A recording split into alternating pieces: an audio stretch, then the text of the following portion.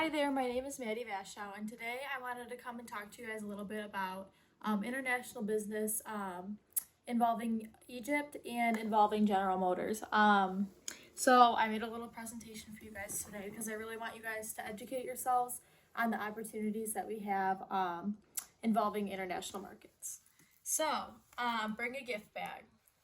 So Lear Corporation, Lear is a global automotive technology leader in seating and e-systems, as you all know. We operate in 39 countries worldwide, and we are committed to innovation, operational excellence, and sustainability. Our goal is to make every drive better by providing the technology for safer, smarter, and more comfortable journeys. So our relations to General Motors. So General Motors is actually one of our largest customers in the automotive industry. With their headquarters being so similar in location, it's very easy for us to conduct business with them and kind of create those more personal relationships that others would not get to create over the phone or online. Egypt's top brand of car that is sold is Chevy, which is actually a General Motors brand. And this creates huge opportunities for Lear to create international business with Egypt.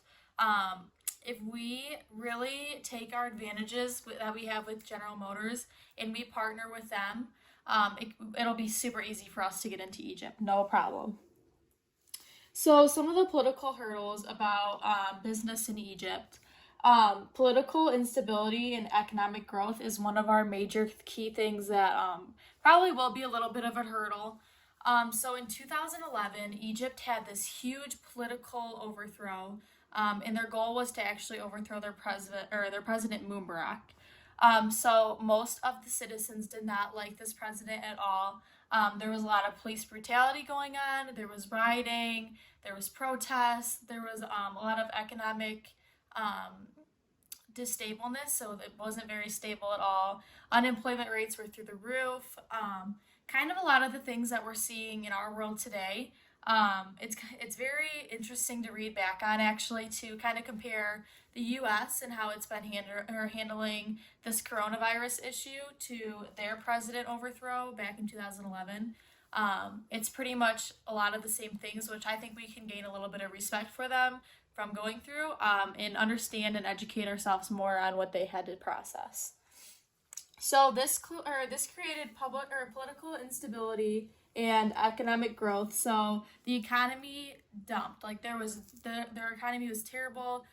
Very low unemployment rate. There are very high unemployment rates, and it was just the whole country was not doing very well. So now we're in this process of an economic growth, and this is probably one of our opportunity zones that we can incorporate our corporation with and really try and help them out with their economy. So their economic recovery sectors. So there's 5 sectors that are probably going to be the biggest and make the most impact in their economic economy. So that would be mega infrastructure projects. So buildings, creating commercial type buildings for commercial use. Tourism is their biggest form of income. Tourism is probably what's still making them run fine as a country. I think it makes up about 38% of their overall income for the whole country, which is a huge amount. Improvements to economic policy, increasing private sector investments, and attracting global investors. So these are the biggest ones that we want to focus on, is the attracting global investors part.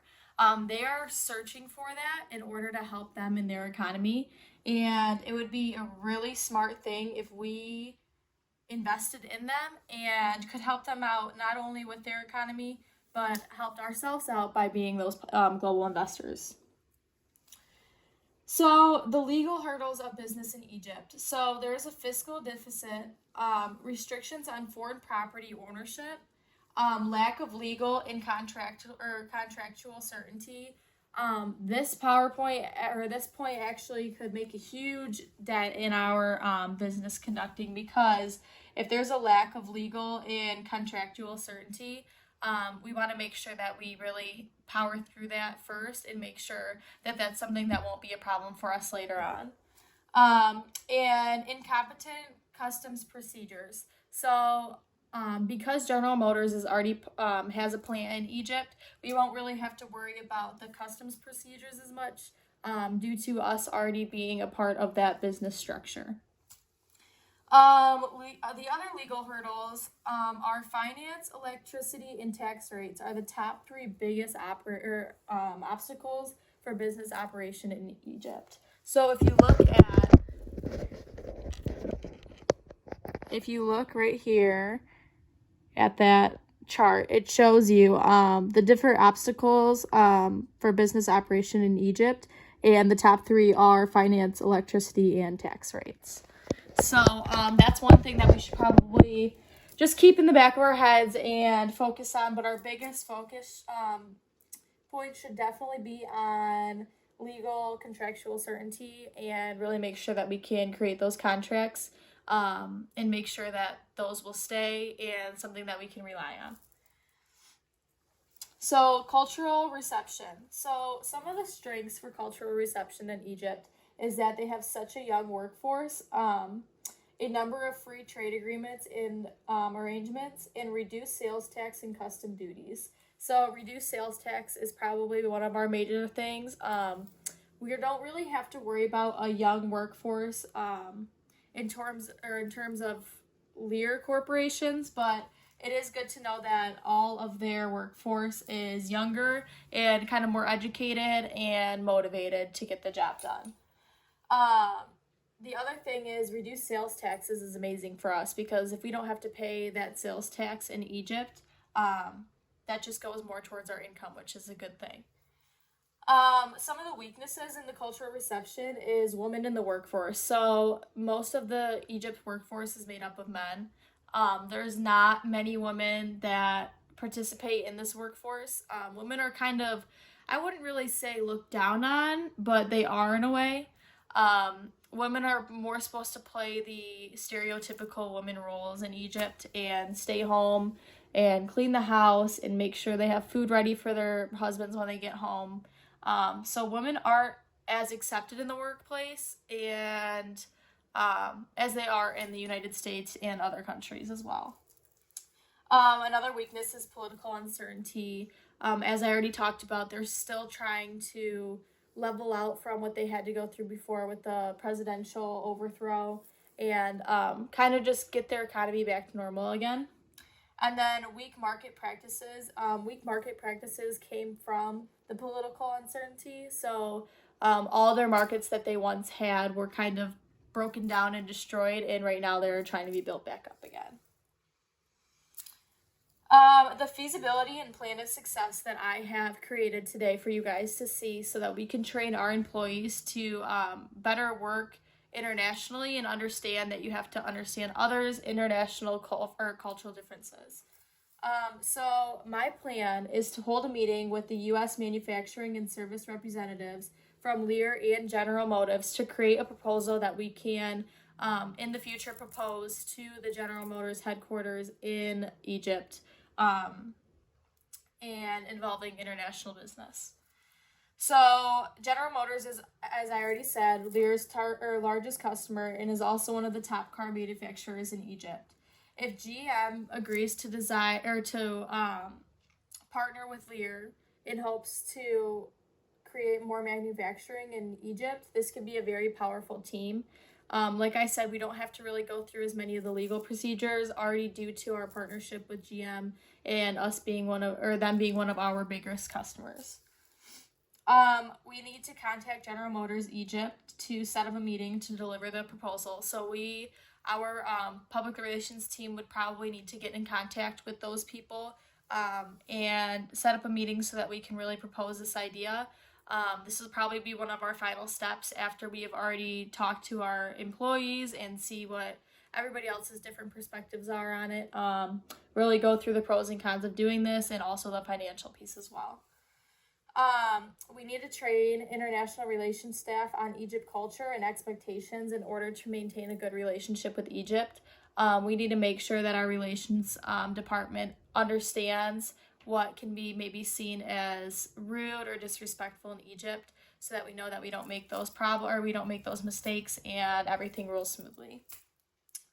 We need to start implementing shipping exports to Egypt. So we need to start getting those out there, talking to our shipping teams, and making sure that our sales tax import and exports tax will be handled and dealt with accordingly. So, some of the cultural differences in Egypt include male privilege. So, I know I spoke a little bit on this before, but male privilege is definitely a big thing in Egypt culture. It's always been like this, it hasn't changed. If you're a woman and you're seen in the streets without conservative clothing on, it could actually result in jail time, which is completely different than the United States. If you show any display of affection at all while you are in public, that is also result in jail time, and you can have serious consequences for that. Nonverbal communication is huge in Egypt. So they have a lot of weird signs that you wouldn't exactly know or even think to understand before going there without learning about it first. So eye contact is very important to people in Egypt.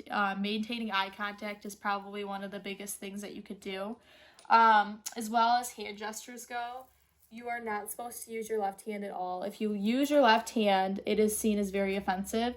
They kind of view the left hand as dirty, and if you were to handle something like dishes or taking the trash out, the left hand would be okay to use in that sense. But if you are going to handle anything, definitely use your right hand. Respectful body language, that's basically kind of the same thing. If you're in a meeting or you're out to lunch or whatever the occasion might be, if you sit down, you must keep both feet on the floor. So they see the bottom of your feet as very offensive and very rude. So make sure that you don't have your legs crossed, so that one leg's up and the bottom of your foot is showing. Some silly mistake like that we usually wouldn't think about on the day-to-day in the U.S. Arabic is their native language. They do speak English, but it's not as clear, and I suggest that if we are going to be conducting international business with Egypt, that we should really make sure that we have people that are kind of aware and understand the language a little bit. It could be pretty bad if we're sitting in a meeting with them and they just start speaking Arabic and we have no idea what they're saying.